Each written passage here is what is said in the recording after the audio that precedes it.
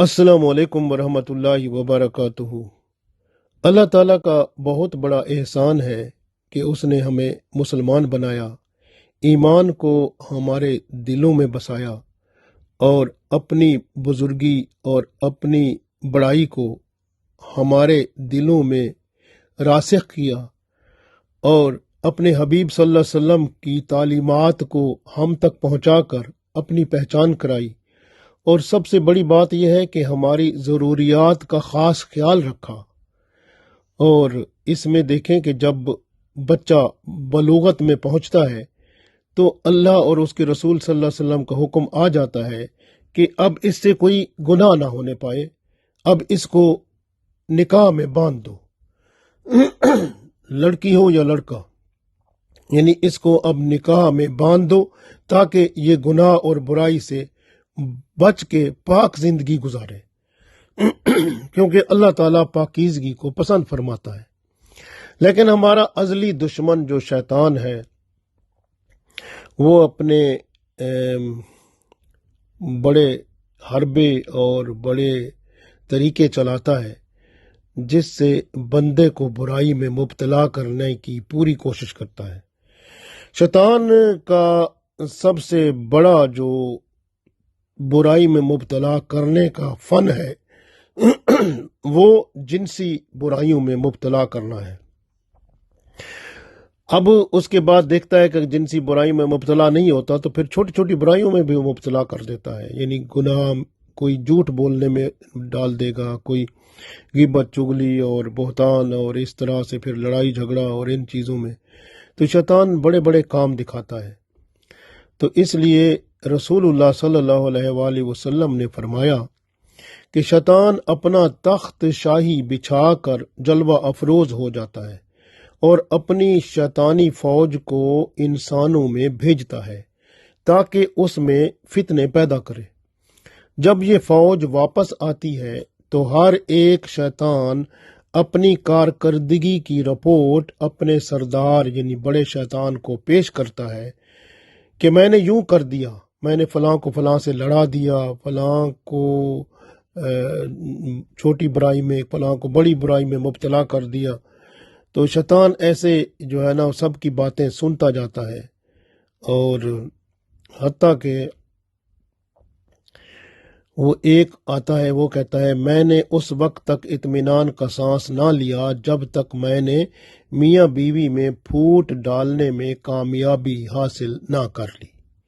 जब ऐसा शैतान कहता है ना कि मैंने मियाँ बीवी में दरार डाल दी, उनमें झगड़ा पैदा करके तलाक की नौबत पैदा कर दी,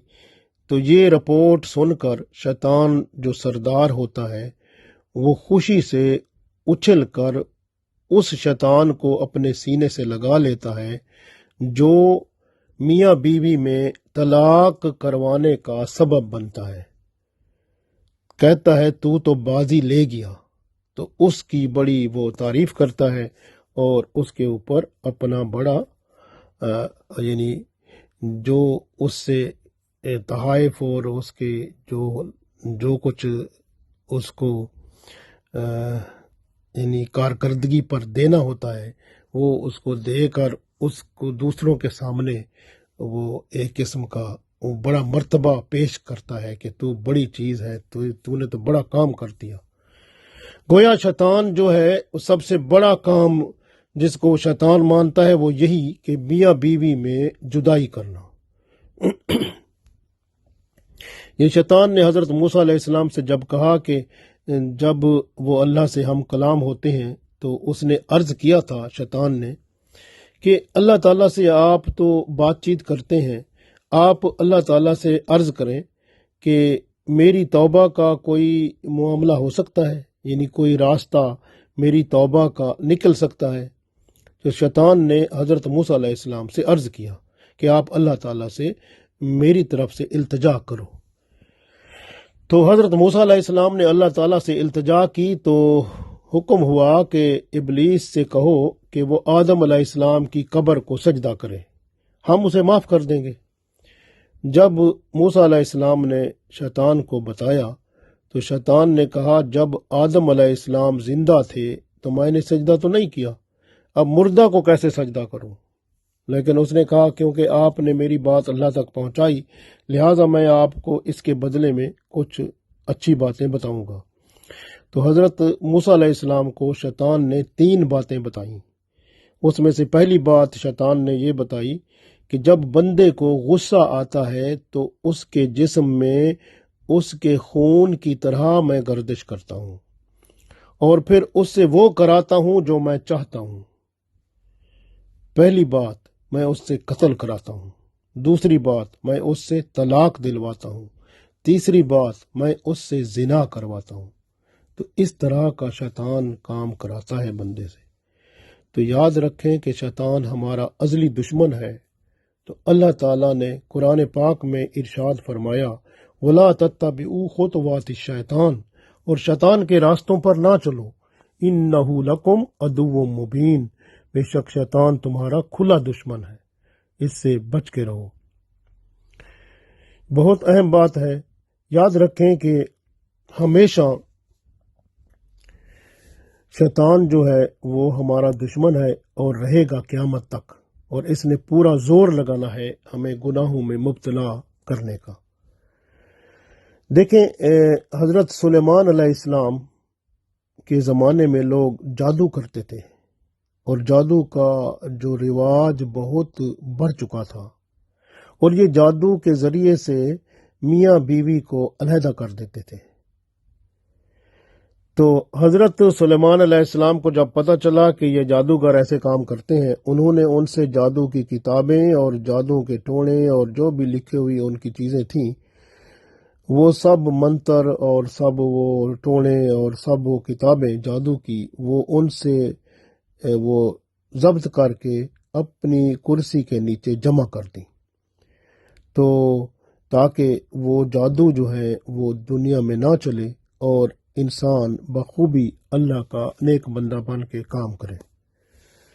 تو حضرت سلیمان علیہ السلام نے وہ جادو کی ساری چیزیں اپنے تخت کے نیچے دفن کر دیں۔ اب کیا ہوا کہ سلیمان علیہ السلام کی وفات کے بعد شیاطین جو تھے اور جادوگر جو تھے، انہوں نے وہ کتابیں دوبارہ وہاں سے نکالنے کی کوشش کی، اور جو کہ حضرت سلیمان علیہ السلام کے تخت کے نیچے دفن تھی۔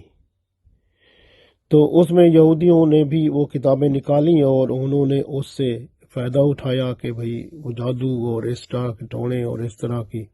قبالہ جادو اور اس طرح کی چیزیں نکالی انہوں نے اس میں سے، اور اس طرح سے جادو جو ہے، میں نے عرض کیا کہ جادو کا کام جو ہے وہ دنیا میں اور زیادہ بڑھتا گیا۔ اب یہ آپ کو یہ یورپ میں اور امریکہ میں اور مختلف ملکوں میں یہ جادو کا کام ضرور ملتا ہے، اور اس سے بعض لوگ جو کسی کی دشمنی کا بدلہ نہیں لے سکتے، پھر وہ جادو کے ذریعے اس پر کام چلاتے ہیں تاکہ وہ تباہ ہو جائے، برباد ہو جائے، اس طرح وہ کرتے ہیں، یا اس کے گھر میں طلاق ہو جائے یا اس کی زندگی خراب ہو جائے، تو یہ بڑی کوشش کی جاتی ہے۔ یاد رکھیں کہ بنی اسرائیل کو بھی بتا دیا گیا تھا کہ جادو کفر ہے اور کرنے والا کافر ہو جاتا ہے، اور یہی بات ہماری شریعت میں بھی ہے۔ رسول اللہ صلی اللہ علیہ وسلم کی شریعت میں واضح طور پر موجود ہے کہ جادو کفر ہے اور جادو کرنے والا کافر ہو جاتا ہے۔ اس لیے یاد رکھیں کہ جادو چاہے فساد پیدا کرنے کے لیے ہو، یا گھریلو ناچاکی اور جھگڑا اور بگاڑ پیدا کرنے کے لیے ہو، یا طلاق دلوانے کے لیے ہو، یا کوئی اور مقصد بے حیائی اور فحاشی یا کسی اور طرح کا مقصد پورا کرنے کے لیے ہو، تو آپ یاد رکھیں کہ یہ جادو جو ہے یہ حرام ہے،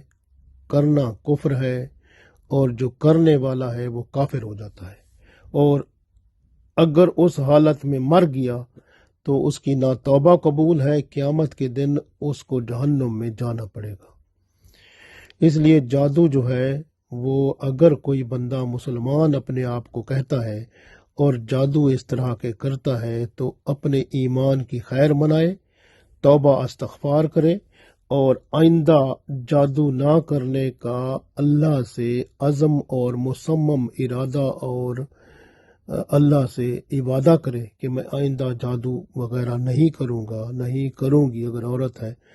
تو پھر اللہ تعالیٰ مہربان ہے، اس کو توبہ اللہ تعالیٰ قبول فرما لے۔ اللہ ہر چیز پر قادر ہے۔ یاد رکھیں کہ یہ جو پہلے یہی بات ہوتی تھی، یہ ہم دیکھتے ہیں نا کہ کیا ہوتا تھا کہ وقت کے ساتھ ساتھ جب جادو کا زمانہ تھا، اس میں حضرت سلیمان علیہ السلام کے بعد جب یہ جادو کا دور چلا تو اس میں کیا ہوا کہ لوگ میاں بیوی میں جدائی ڈالوا دیتے تھے، جادو سے طلاق ہو جاتی تھی۔ جب میاں بیوی میں طلاق ہو جاتی تھی، اب وہ بندے جو ہیں وہ بیوی نہیں ہے تو کیا کریں؟ تو پھر اس طرح سے جب یہ زیادہ یہ پھیل گیا معاملہ جادو کا اور طلاقیں ہونے لگیں، اور تو پھر مردوں نے اپنی جنسی ضرورت پوری کرنے کے لیے لڑکوں کو استعمال کرنا شروع کیا، جس کو بد فعلی کہتے ہیں، یہ سارا کام، یہ جو لواطت کہتے ہیں، تو یہ بھی شروع ہو گیا۔ تو اس طرح سے پھر عورتوں کا وہ جو کہتے ہیں بے حیائی کروانا اور پیسے لینا اور اس طرح کے دھندے کروانا، پھر یہ کام سارے شروع ہو گئے، یہ برائیاں شروع ہو گئیں۔ تو اس لیے یاد رکھیں کہ نکاح جو ہوتا ہے نا، وہ ایسا ایک کام ہے جو ہر قسم کی بے حیائی، برائی، گناہ کو ختم کر دیتا ہے اور بندے کو پاک رکھتا ہے۔ یہ نہ صرف مرد کو بلکہ عورت کو بھی، مرد اور عورت دونوں پاک رہتے ہیں۔ اور یاد رکھیں، میں نے بتایا جادو کا توڑ جو ہے وہ قرآن پاک میں موجود ہے کہ آپ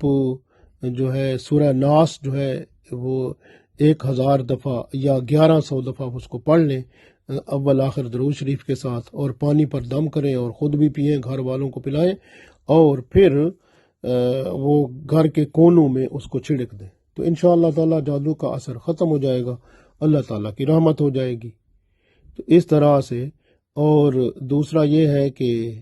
جب بھی کوئی اچھی چیز دیکھیں تو اس وقت ماشاءاللہ کہیں، اور اس طرح سے جادو کا وہ جو نظر بد کا اثر بھی نہیں ہوگا، اور اس طرح سے اللہ تعالیٰ کی رحمت ہوگی۔ تو اور کوشش کریں کہ گھر کے اندر روزانہ قرآن پاک کی تلاوت ہوتی رہے، اور نماز بھی پڑھتے رہیں، گھر میں بھی پڑھیں، مسجد میں بھی پڑھیں۔ گھر والی عورتیں جو ہیں وہ گھر کے اندر اپنی وہ نماز جو ہے وہ مکمل طور پہ پڑھا کریں، گھر میں 5 نمازیں پوری پڑھیں، چاہے بچیاں ہوں بچے ہوں اگر، تو وہ بھی گھر میں نمازیں پوری پڑھیں اور قرآن پاک کی تلاوت کریں۔ تو ایسا گھر جس کے اندر تلاوت قرآن پاک کی جاتی ہے روزانہ، اور نماز پڑھی جاتی ہے اور اللہ کا ذکر کیا جاتا ہے اور رسول اللہ صلی اللہ علیہ وسلم پر درود و سلام پڑھا جاتا ہے، تو اس گھر سے شیطان بھاگ جاتا ہے اور جادو ٹونے کا اثر نہیں ہوتا، تو اللہ کی رحمت ہو جاتی ہے۔ اس لیے یاد رکھیں کہ خامند جو ہے اس کے لیے ضروری ہے کہ وہ شریعت کے اندر ہر بات جو ہے وہ کرے، اپنے بچوں سے، اپنی بیوی سے، اور پھر عورت پر بھی یہ واجب ہے کہ وہ شریعت کی پابندی کرے، دین کو سیکھے، اور شریعت کے مطابق جو باتیں ہیں، احکام ہیں اللہ اور اس کے رسول صلی اللہ علیہ وسلم کے، ان کو مان کر ان پر عمل کر کے یہاں دنیا میں امن و سکون اور برائی بے حیائی سے بچ کے پاکیزگی کا ماحول پیدا کریں۔ تو اس وجہ سے اللہ تعالیٰ نے اور اللہ کے رسول صلی اللہ علیہ وسلم نے یہ سب حکم فرمایا ہے۔ عورت کی اطاعت کا پہلا حق شوہر ہے، یعنی خاوند ہے، یعنی عورت جو ہے اب جب شادی ہو جاتی ہے اس کے بعد عورت کا پہلا حق اس کا خاوند ہوتا ہے، اس کا باپ نہیں ہوتا، نہ اس کی ماں ہوتی ہے، پہلا اس کا حق اس کا خاوند ہے۔ اس لیے تو فرمایا گیا کہ جس عورت نے اپنے خاوند کو خوش کر لیا تو وہ جنت میں جائے گی۔ جو عورت 5 وقت نماز پڑھتی ہوگی، قرآن پاک کی تلاوت کرتی ہوگی، شریعت پر عمل کرتی ہوگی اور اپنے خاوند کو خوش رکھتی ہوگی، बस वो तो मरेगी तो जन्नत में डायरेक्ट दरवाजा खुलेगा, अल्लाह ताला फरमाएगा कौन से दरवाजे से आप जाना चाहती हो, जन्नत के सारे दरवाजे तेरे लिए खुले पड़े हैं। तो इसलिए बहुत ज़रूरी है। और ख़ास तौर पर औरतों में ये बात होती है कि वो चुगली, गीबत और झूठ बोलना और इधर की बात उधर करना, उधर की इधर करना, ये आदतें होती हैं कि इनको जो औरत अपने आप को इनसे बचा लेती है, माशाअल्लाह वो भी बहुत अच्छी औरत है। और ये गुनाह वरना बंदे को क़यामत में नुकसान देंगे और इसकी सज़ा भी भुगतनी पड़ेगी। इसलिए याद रखें कि अगर आपस में औरत मर्द का कोई मामला हो जाता है, तो मैंने आपको पहले भी बताया था कि आपस में मामला तय कर लें। अगर तय नहीं होते तो फिर मर्द की तरफ से, उसके ख़ानदान की तरफ से एक समझदार बंदा आए और औरत के ख़ानदान की तरफ से भी एक समझदार बंदा आए, वो इन मामलात का जो आपस में झगड़ा हो गया है उनका जायज़ा लें और फिर आपस में इनकी सुलह कराएं। तो ये सूरह निसा में अल्लाह ताला ने इरशाद फरमाया है। याद रखें कि बाज़ औक़ात ऐसा होता है कि औरत जैसे वो अपने मेके में जाती है तो वहाँ से जब वापस आती है थोड़ी सी बदली हुई होती है। फिर वो, क्योंकि उधर ऐसा होता है कि बाज़ बच्चियों को शादी जब हो जाती है उनकी माँ पट्टियाँ पढ़ाती है और बाज़ औक़ात उनकी बहनें और या दूसरी सहेलियाँ कि अपने खामिद के साथ इस तरह तुम करो और इस तरह करो और उन पे आर्डर जमा के रखो और उसको अपना गुलाम बना के रखो। ये सब बातें गलत हैं। औरत खुद जब दीन को सीखेगी, समझेगी, शरीयत की बातों को समझकर इस्लाम पर अमल करेगी तो वो इन सब चीज़ों से बच जाएगी। किसी की बात को नहीं मानेगी, सिर्फ मानेगी तो अल्लाह और उसके रसूल सल्लल्लाहु अलैहि वसल्लम की बात को मानेगी। बेहतर औरत कौन सी होती है? जो खामिद की अदम मौजूदगी में, यानी जब खामिद मौजूद नहीं होता, अपनी इज्जत की हिफाजत करने वाली होती है, अपने शर्म व हया की हिफाजत करती है, अपने आप को शोहर का दिया हुआ जो घर होता है उसी में बंद रखती है, शोहर की गुफ्तगू सहेलियों को नहीं सुनाती और तन्हाई में राज की बातें जो अपने खामिद से होती हैं वो भी दूसरों को नहीं सुनाती, अपने खामिद के माल और घर की अपने खामिद के माल और घर की हिफाजत करती है और शौहर की जो दौलत होती है उसको अपने मेके को नहीं भेजती। अगर कहीं पर कुछ भेजना होता है या कोई ज़रूरत होती है तो अपने खामिद से इजाज़त लेती है। और ससुराल को सिर्फ दिखाने के लिए कुछ बाज़ औक़ात ये आदत होती है, ससुराल को दिखाने के लिए कुछ ना कुछ दे देते हैं तोहफे के तौर पे ताकि वो हमारी वो बनी रहे। ये बात गलत है। दिखावा नहीं करना, जो काम करें आप खुल के करें और तवाज़ुन कायम रखें, यानी मेके में और ससुराल में, दोनों में। इसी तरह से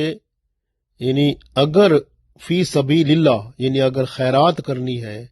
या अल्लाह की राह में देना है तो वो भी अपने खामिद से इजाज़त लेकर दे। अगर औरत के पास अपनी रकम है, महर की रकम है, हक महर की रकम उसके पास मौजूद है तो उससे वो सदका खैरात खुद कर सकती है, लेकिन अगर खामिद से मशवरा करेगी तो ये उसके लिए बेहतर है। मेके को कुछ देते वक्त बहुत एहतियात करे, इस तरह से कि बाज़ औक़ात यही बातें जो सामने आती हैं फिर वो जुदाई का सबब बन जाती हैं। इसलिए हर काम खामिद के मशवरे से करेगी जो औरत, तो उसको कोई मामला नहीं होता, कोई परेशानी नहीं होती। औरत खामिद के माँ बाप और उसके बहन भाई और रिश्तेदारों से सुलह रहमी और अच्छा ताल्लुक रखे, ये बहुत ज़रूरी होता है। इस तरह खामिद जो होता है वो भी अपनी यानी बीवी के माँ बाप और उसके रिश्तेदारों से अच्छा ताल्लुक रखे, सुलह रहमी करे। इसी तरह से घर का माहौल बेहतर हो जाता है। और असल बात जो बच्चे हैं उनकी तालीम और तरबियत है तो वो माँ से शुरू होती है और बाप जो है उसकी सरपरस्ती करता है। इसलिए औरत अपने खामिद के घर जब उसके घर में होती है तो वो उसके घर की निगहबान होती है और हदीस के मुताबिक उस औरत से पूछा जाएगा क़यामत के दिन, اگر اس نے خامند کی چیزوں کو خامند کی مرضی کے خلاف استعمال کیا یا پھر اس میں اپنی مرضی یا کسی اور کی مرضی کے مطابق چلی تو پھر قیامت کے دن عورت کو جواب دینا ہوگا۔ اسی طرح سے گھر میں اگر عورت نے اپنے بچوں کو ٹائم نہ دیا، ان کی تعلیم و تربیت نہ کی، قیامت کے دن وہ بھی جواب دینا ہوگا، کیونکہ گھر میں پہلی درس گاہ جو ہوتی ہے وہ ماں ہوتی ہے اور پھر باپ۔ تو اس لیے ماں جو ہے وہ آغاز کرتی ہے اور باپ جو ہے وہ سرپرستی کرتا ہے۔ تو یہ دونوں سے پھر سوال ہوگا قیامت کے دن کہ آپ نے بچوں کو دین کی تعلیم، یہ آپ کی ذمہ داری تھی، کیوں نہیں دی تھی؟ تو اس لیے یاد رکھیں پھر قیامت کے دن جواب دینا پڑے گا۔ اور یاد رکھیں ایک سب سے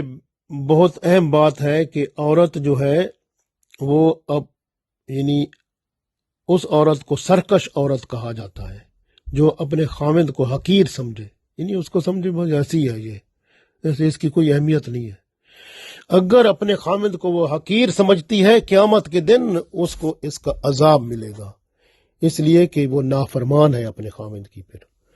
وہ قیامت کے دن جو رسول اللہ صلی اللہ علیہ وسلم نے فرمایا تھا کہ عورتیں جہنم میں زیادہ ہوں گی، تو اس میں سے ایسی عورت بھی ہوگی جو اپنے خامند کو حقیر سمجھتی ہے، اس کو کوئی اہمیت نہیں دیتی بلکہ اس پر اپنا حکم چلاتی ہے۔ اس لیے ادب والی جو عورتیں ہوتی ہیں وہ تو اپنے خامند کو اب ان کے نام سے بھی نہیں پکارتی، بڑے ادب سے نام لیتی ہیں، بڑے پیار سے ان کو، اور اس طرح ان کا دل جیت رکھتی ہیں۔ تو اس لیے یاد رکھیں کہ بعض عورتیں ہوتی ہیں وہ خامند سے ان کو حقیر سمجھتی ہیں، پھر وہ اولاد کو بھی یہ درس دیتی ہیں کہ اس کی کوئی اہمیت نہیں ہے، بلکہ وہ خامند سے اولاد کو ایک قسم کا دور کرتی ہیں، تو ان میں نفرت پیدا کرتی ہیں، ایسی عورتیں بھی ہیں۔ تو مرد کی قدر اور عزت نہ کرنے والی عورت سے قیامت کے دن ضرور پوچھا جائے گا۔ اس طرح سے مرد سے بھی اگر مرد اپنی بیوی کے ساتھ پیار محبت اور خوش اخلاقی سے پیش نہیں آتا، اس سے بھی پھر یہ ضرور پوچھا جائے گا قیامت کے دن۔ یاد رکھیں کہ social media, mobile phone, Facebook, اس پر وقت اکثر ضائع کرتی ہیں عورتیں، لڑکیاں بھی، عورتیں بھی، لیکن یہ بھی قیامت کے دن پوچھا جائے گا۔ وقت زندگی ہے، اللہ فرمائے گا میں نے زندگی دی تھی، اس کا ایک ایک لمحہ تمہارے پاس تھا، تم نے اس کو کہاں استعمال کیا؟ تو وہ پتہ چلے گا نا وہاں پر سوشل میڈیا پر کتنا استعمال کیا، موبائل فون پر کتنا لگی رہی، فیس بک میں کتنا استعمال کیا، کب کہاں وقت کو ضائع کیا، یہ پتہ چلے گا وہاں پہ، تو پھر اس کی سزا بھی ہوگی۔ اسی طرح عورتوں میں جیسے غیبت، چغلی، طعنہ زنی، بہتان اور تہمت اور فضول باتیں کرنا اور بیہودہ باتیں کرنا اور جنسی باتیں کرنا اور زیادہ باتونی بننا، یہ سب چیزیں ہوتی ہیں، اور یہ سب چیزیں دل کو سخت کر دیتی ہیں، اور دل پھر اللہ کی یاد سے غافل ہو جاتا ہے اور عشق رسول صلی اللہ علیہ وسلم رخصت ہو جاتا ہے، اور حقوق اللہ اور حقوق العباد بھی پورے نہیں ہو پاتے۔ یاد رکھیں کہ موبائل جو ہے اس نے گھر تباہ کر دیے ہیں۔ سوشل میڈیا، فیس بک، انٹرنیٹ، موبائل، یہ عورت مرد کی اور لڑکے لڑکیوں کی یہ آپس میں جو اس طرح سے جو تعلقات پیدا ہوتے ہیں، اب اس میں وہ موبائل لے کے بندہ بیٹھا ہے ایک جگہ پر، تو اس کا دوسرے بندے کو کیا پتہ ہے کیا کر رہا ہے، کیا کر رہی ہے، تو اس وجہ سے اوپر پاسورڈ لگائے ہوتے ہیں، تو اس وجہ سے پتہ بھی کہیں کچھ نہیں چلتا، تو یہ کام اندر اندر خراب کرتے ہیں، لیکن پتہ نہیں ہے ان کو چلتا کہ میرا رب مجھے دیکھ رہا ہے، اور فرشتے جو ہیں جو کچھ میں کر رہی ہوں یا کر رہا ہوں وہ اس کا میرے اللہ کے فرشتے لکھ رہے ہیں، اور یہ قیامت کے دن حساب کتاب ہونا ہے، تو وہاں پر مجھے جواب دینا پڑے گا۔ اس لیے کلمے کی لاج رکھ لو یا پھر اپنے نفسانی خواہشات کی لاج رکھ لو، یہ تو آج دنیا ہے، یہ ختم ہونے والی ہے، اور وہ موبائل سوشل میڈیا کو چھوڑ دو، گھر کی طرف توجہ کرو، میاں بیوی آپس میں محبت پیار خلوص پیدا کریں، بچوں کی تعلیم و تربیت پر توجہ دیں۔ اکثر دیکھا گیا ہے کہ بچوں کو وہ اکثر بیشتر وہ اپنی یعنی عورت جو ہے وہ کسی کے ساتھ گپ شپ کرنے میں مصروف ہوتی ہے اور بچوں کو وہ فون دے دیتی ہے، اس پر کوئی گیم لگا کر یا کوئی چیز لگا کر بھئی تو اس سے گزارا چلا، میں اپنا کام اس میں کسی کے ساتھ میں کر رہی ہوں، یعنی وہ گپے لگا رہی ہوتی ہے، وہ پتہ نہیں کیا کیا ہوتا ہے، تو وہ کام جاری ہوتا ہے۔ تو اس طرح سے کام چل رہے ہیں اور یہ سب چیزیں حرام ہیں اور گناہ ہیں۔ اس لیے کہ یاد رکھیں کہ ہمیشہ جو ہے اللہ کے رسول صلی اللہ علیہ وسلم نے جو فرمایا اس پر عمل نہ ہوا تو قیامت کے دن یہ جواب ہوگا اور سوال بھی ہوگا اور پھر وہاں پر شرمندگی ہوگی اور عذاب بھی ہوگا۔ اس لیے یاد رکھیں کہ عورت کو اطاعت گزار ہونا چاہیے، اپنے خاوند کا عاجزی اختیار کرے، ادب کے ساتھ پیش آئے، خاوند کو بھی مہربان ہونا چاہیے، خوش اخلاق ہونا چاہیے اور خیر جو ہے وہ بانٹنے والا ہو۔ خاوند جب نگاہ ڈالے تو عورت اسے خوش کر دے۔ اگر خاوند بیوی کے بھروسے پر قسم کھا بیٹھے تو بیوی خاوند کی قسم کو پورا کرے۔ اسی طرح سے غیر فطری جو جنسی باتیں ہیں، جنسی کام ہیں، ان کو نہ کرے، جس طرح اورل سیکس ہے وہ نہیں کرنی چاہیے، اور اسی طرح سے لواطت ہے وہ بھی میاں بیوی میں نہیں کرنی چاہیے، یہ اس کو حرام قرار دیا گیا ہے اور لعنت کا کام ہے۔ تو اس لیے جو ہے اس سے ہمیشہ بچ کے رہیں، اور جنسی لحاظ سے بھی میاں بیوی ایک دوسرے کو مطمئن رکھیں اور گھریلو معاملات میں بھی ایک دوسرے کے ساتھ خوش اخلاقی سے پیش آئیں، اور یاد رکھیں کہ یہ جو مسلسل عورت جو ہے اگر محبت پیار کے ساتھ رہے گی خاوند کے ساتھ، اور پھر خاوند بھی محبت پیار کے ساتھ رہے گا تو گھر میں سکون آئے گا۔ اگر تھوڑا سا بھی کوئی بندہ اونچ نیچ میں ہو جاتا ہے تو دوسرے بندے کو صبر کرنا چاہیے اور وہ اینٹ کا جواب پتھر سے نہیں دینا چاہیے، بلکہ خاموشی اختیار کرنی چاہیے، تو وہ جو ہے نا معاملہ ٹھیک ہو جاتا ہے۔ اگر آپ کہیں گے آپ کا خاوند جو ہے وہ تھوڑا بولتا ہے تو آپ بھی بولیں گے تو پھر صاف ظاہر ہے کہ پھر لڑائی ہوگی، جھگڑا ہوگا اور پھر طلاق کی نوبت بھی آ سکتی ہے۔ تو اس لیے ایک بندہ اگر سخت ہوتا ہے دوسرا نرم ہو جائے، گھر کا کام اسی طرح چلتا ہے۔ اسی طرح سے اگر مسلسل یاد رکھیں کہ مسلسل محبت پیار ایک دم نہیں رہتا، کبھی کبھی تھوڑی سی بیچ میں دھوپ چھاؤں کی طرح وہ تھوڑا سا پرابلم آتا ہے، لیکن اس وقت بندے کو ذرا سمجھ سے کام لینا چاہیے اور اللہ اور اس کے رسول صلی اللہ علیہ وسلم کی بات کو ماننا چاہیے۔ میاں بیوی صاف ستھرے رہیں، اچھے کپڑے پہنے، اور ایک عورت جو ہے گھر کی چار دیواری کی حفاظت کرے اور خاوند جو ہے اس کو چار دیواری میں عزت دے، اور عورت جو ہے خاوند کو عزت اور پیار محبت اور خلوص سے اس کو رکھے اور اس کا خیال رکھے، اس کی جنسی ضروریات پوری کرے، اور صلح رحمی جو ہے رشتہ داروں کے ساتھ دونوں رکھیں، خاوند بیوی کے رشتہ داروں کے ساتھ صلح رحمی کرے اور بیوی جو ہے خاوند کے رشتہ داروں کے ساتھ صلح رحمی رکھے اور اچھا سلوک کریں۔ تو اسی طرح سے یاد رکھیں کہ گھر کا نظام اسی طرح چلتا ہے کہ اگر ایک بات کوئی غلط ہو جاتی ہے تو دوسرا بندہ اس کو برداشت کرے اور خاموشی اختیار کرے تو پھر اللہ تعالیٰ کرم فرماتا ہے اور بہتری ہو جاتی ہے۔ لیکن اگر آپ یہ کہیں کہ نہیں یہ جو ہے نا جواب دہی کریں گے تو پھر صاف ظاہر ہے کہ پھر لڑائی جھگڑا بڑھے گا اور پھر یہ بھی ہو سکتا ہے کہ پھر طلاق کی نوبت بھی آ جائے۔ تو اس لیے یاد رکھیں کہ تمہاری بیویاں جو ہے نا وہ تمہارے پاس قیدی ہیں، ان کے ساتھ نرمی کا معاملہ کرو، اس کے بارے میں قیامت کے دن ضرور سوال کیا جائے گا۔ اس لیے بیویاں بھی اپنے خاوند کا حق جو ہے وہ پورا ادا کریں اور خاوند اپنی بیویوں کے حقوق ادا کریں، دونوں طرف سے ٹو وے ٹریفک جو ہے وہ بہترین چلے، اور پھر اللہ کی رحمت اس گھر میں ضرور آتی ہے اور پھر دنیا اور آخرت سمر جاتی ہے اور اولاد بھی اچھی ہو جاتی ہے، اس کی تربیت بھی بہتر ہو جاتی ہے، تو پھر مرنے کے بعد وہ اولاد ماں باپ کے لیے جنت میں جانے کا بھی ذریعہ بن جاتی ہے۔ اللہ تعالی ہم سب کو توفیق دے کہ ہم اللہ اور اس کے رسول صلی اللہ علیہ وسلم کے حکم کے مطابق دین حق کو سمجھ کر حقوق پورے ادا کرنے والے بنے، پوری ذمہ داری کے ساتھ ایک دوسرے کے، تو انشاءاللہ تعالیٰ پھر دنیا بھی بہتر اور آخرت بھی بہتر ہوگی۔ اللہ تعالیٰ ہم سب کی دنیا آخرت بہتر فرمائے، آمین۔